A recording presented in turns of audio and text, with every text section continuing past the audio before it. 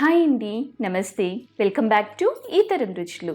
ఈరోజు మనం దసరా నవరాత్రుల్లో అమ్మవారికి నైవేద్యంగా నివేదించి చింతపండు పులిహోరని ఎలా తయారు చేయాలో చూద్దామండి. ఇక్కడ నేను చాలా సింపుల్ ప్రాసెస్లో అందరికీ అర్థమయ్యేలా చెప్తున్నానండి. బిగినర్స్ కూడా ఎంతో తేలిగ్గా చేసుకునే ఈ చింతపండు పులిహోరని ఎలా తయారు చేయాలో చూద్దామండి. ఈ పులిహోరకి ముందుగా మనం నిమ్మకాయ సైజ్ అంతా చింతపండుని తీసుకోవాలండి. ఆ చింతపండులో కొంచెం ఈనులు లాంటివి ఉంటే ఏమైనా తీసేసుకుని మనం అప్పుడు దాన్ని హాట్ వాటర్లో నానబెట్టుకోవాలి అండి. ఇలా వేడి నీళ్ళు పోసి మనం నానబెట్టుకోవాలి. ఒక అరగంట నానబెట్టుకుంటే సరిపోతుంది అండి. మనకి ఇలా వేడి నీళ్ళు పోయడం ద్వారా తొందరగా నానుతుంది అండి. ఇప్పుడు మనం పులిహోర పొడిని రెడీ చేసుకుందామండి. స్టవ్ వెలిగించి పాన్లోకి ఒక స్పూన్ మెంతులు తీసుకోవాలి. ఆ మెంతుల్ని మనకి లైట్గా గోల్డెన్ కలర్ వచ్చే వరకు వేగనివ్వాలి, లేదంటే మనకి మెంతులు చేదుగా తగులుతూ ఉంటాయండి. మెంతులు వేగిన తర్వాత అందులోకి ఒక స్పూన్ శనగపప్పును వేసి వేగనివ్వాలి.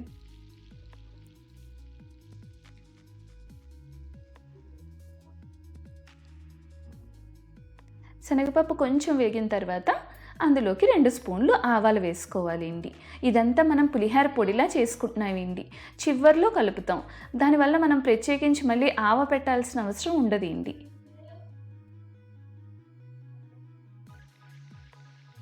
అందులోకి ఒక స్పూన్ ధనియాలు,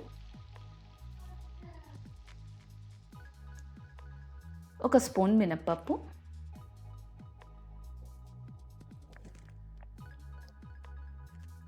ఒక 3 ఎండుమిర్చి, ఇవన్నిటిని బాగా దోరగా వేగనివ్వాలి అండి.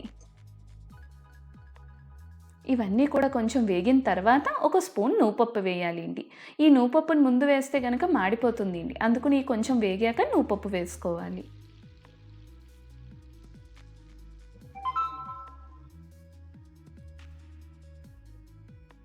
చివర్లో ఒక అర స్పూన్ ఇంగు వేయండి.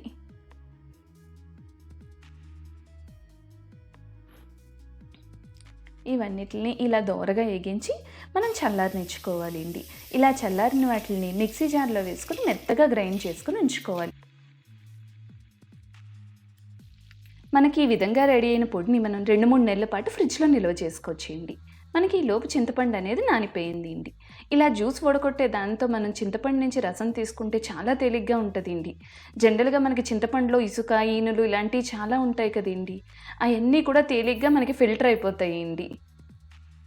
మనకి ఎంతో తేలిగ్గా చింతపండు రసం అనేది తీసుకోవచ్చండి.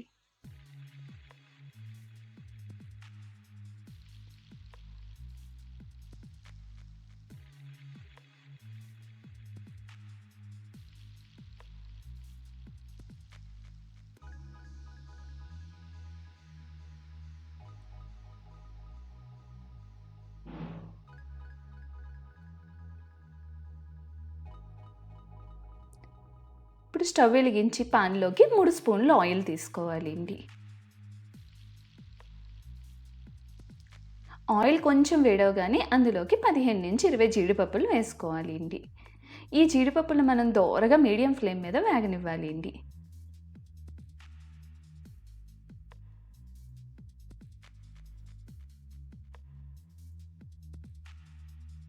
ఇలా వేగిన జీడిపప్పుల్ని మనం పక్కకు తీసి పెట్టుకోవాలి అండి. ఇప్పుడు అదే ఆయిల్లో ఒక 2 స్పూన్లు వేరుశనగ గుళ్ళు అండి. వాటిని కూడా మనం బాగా దోరగా కరకల్లాడే వరకు వేగనివ్వాలి అండి.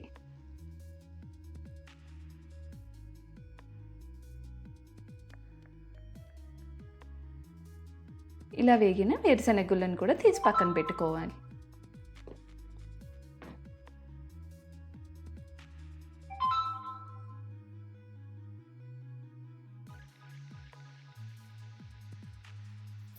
ఇప్పుడు అదే ఆయిల్లోకి ఒక స్పూన్ ఆవాలు,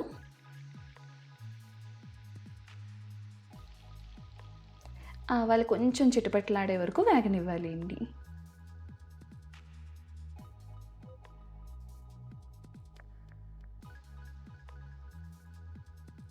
అందులోకి ఒక స్పూన్ శనగపప్పు,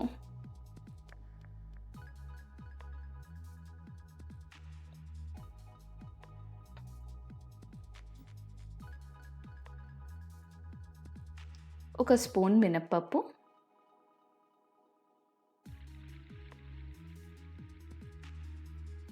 ఇవన్నిటిని కూడా మనం ఇలా కలుపుతూ వేగనివ్వాలి అండి. ఒక 2 ఎండుమిర్చి, మనం ఆల్రెడీ పొడిలో ఎండుమిర్చి వేసాం కాబట్టి చూసి వేసుకోవాలి అండి. పచ్చిమిర్చి, మనకి టేస్ట్కి తగ్గట్టుగా ఇక్కడ కారాన్ని అడ్జస్ట్ చేసుకోవాలండి. కరివేపాకు వేసి మొత్తాన్ని కూడా మనం మీడియం ఫ్లేమ్ మీద దోరగా వేగనివ్వాలి అండి.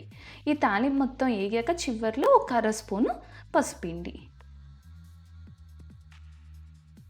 మనకి ఇష్టం ఉన్న వాళ్ళు ఒక స్పూన్ బెల్లం వేసుకుంటే చింతపండు పులిహార అనేది చాలా బాగుంటుంది టేస్ట్. ఇప్పుడు మనం ముందుగా చింతపండు రసం తీసుకుని ఉంచుకున్నాం కదండి, ఆ రసాన్ని కూడా ఈ తాలింపులో వేసి ఉడకనివ్వాలి అండి.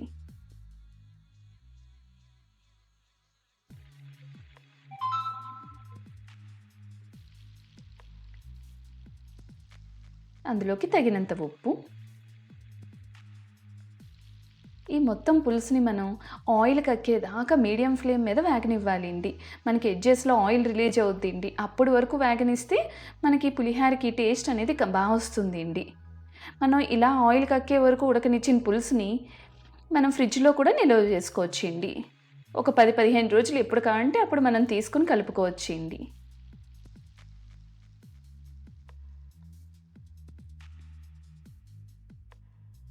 చూసారా, ఒక 10 నిమిషాలకి మనకి ఇక్కడ ఆయిల్ అనేది రిలీజ్ అయింది చూసారా ఎడ్జెస్లో. ఇలా అయిన తర్వాత మనం ముందుగా ఉడకబెట్టుకున్న అన్నాన్ని వేసి కలుపుకోవాలి అండి.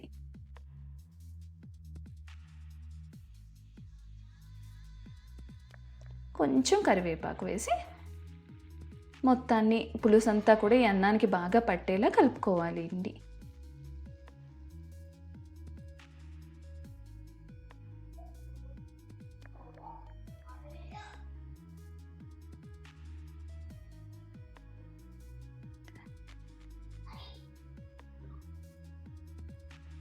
ఇందులో కొంచెం ఉప్పండి. ఆల్రెడీ ముందు పులుసులో ఉప్పు వేసాం కాబట్టి మనం చూసి వేసుకోవాలి అండి.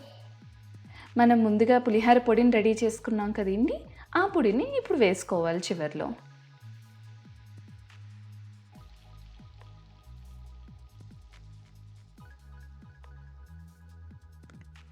ఈ పొడి అంతా కూడా ఈ అన్నంలో బాగా కలిసేలా కలుపుకోవాలి అండి.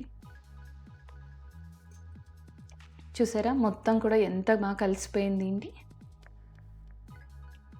ఇలా అన్నీ కలిపిన తర్వాత మనం ముందుగా జీడిపప్పు వేరుశనగుళ్ళు వేగించుకున్నాం కదండి, అవి కూడా వేసి కలుపుకోవాలి. ఇది టేస్ట్ కూడా చాలా బాగుంటుందండి. మనకి సింపుల్గా రెడీ అయిపోతుందండి.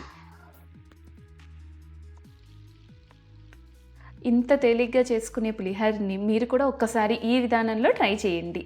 ట్రై చేసి మీకు ఎలా వచ్చిందో మాకు కామెంట్ సెక్షన్లో చెప్పండి. ఈ వీడియో కనుక మీకు నచ్చితే please like, share and subscribe ఈతరం రుచులు. Thank you for watching.